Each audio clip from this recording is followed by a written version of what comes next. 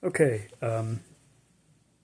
so apparently Bob Marley once said something like, "Don't gain the world and lose your soul.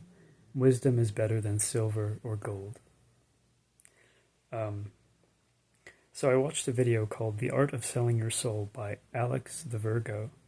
Okay, um, he's a perceptive young Black American gentleman, um, and seen a couple of his videos. They're pretty interesting.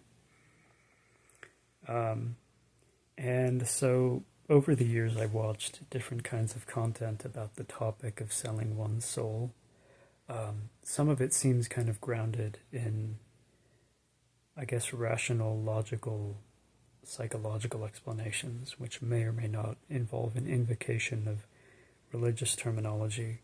And other discussions of the topic strike me as fundamentally unhinged for someone with my background, which has it involves a sort of erudition about certain kinds of scientific ideas and processes, which is not to say that I have anything like the expertise of a practicing scientist or anything. Okay, I'm just a bit of like an independent thinker and a dilettante, as you can see.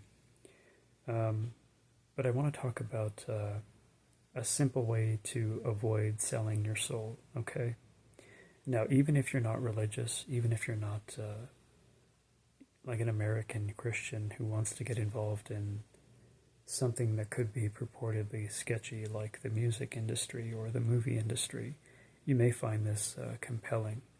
You may find this worth journaling about and forming plans around, okay? So here's a possibility you may want to consider. Keep in mind that anyone who chooses to give you tons of fame, money, fancy possessions, beautiful women, etc., can take all those things away from you overnight, and even faster than overnight if they want to, okay? Everything luxurious that you believe you have earned through special labors can be taken away from you in an instant by people with certain amounts of power, okay?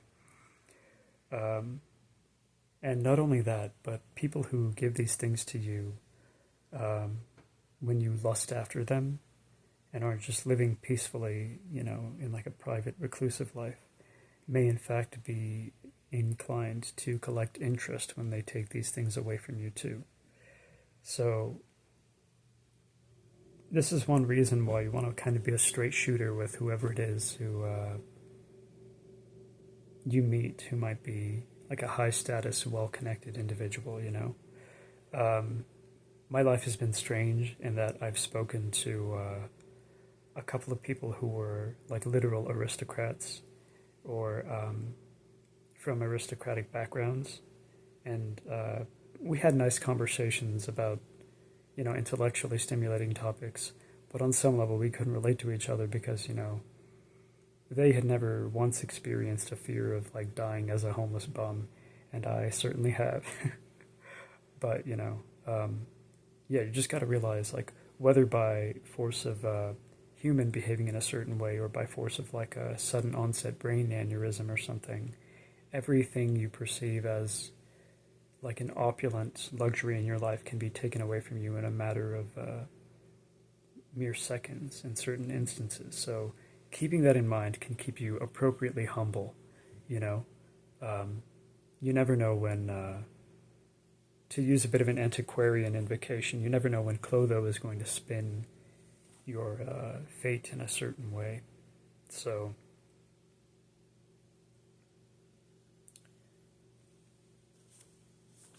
what some religious people might say is that the Lord giveth and the Lord taketh away. So,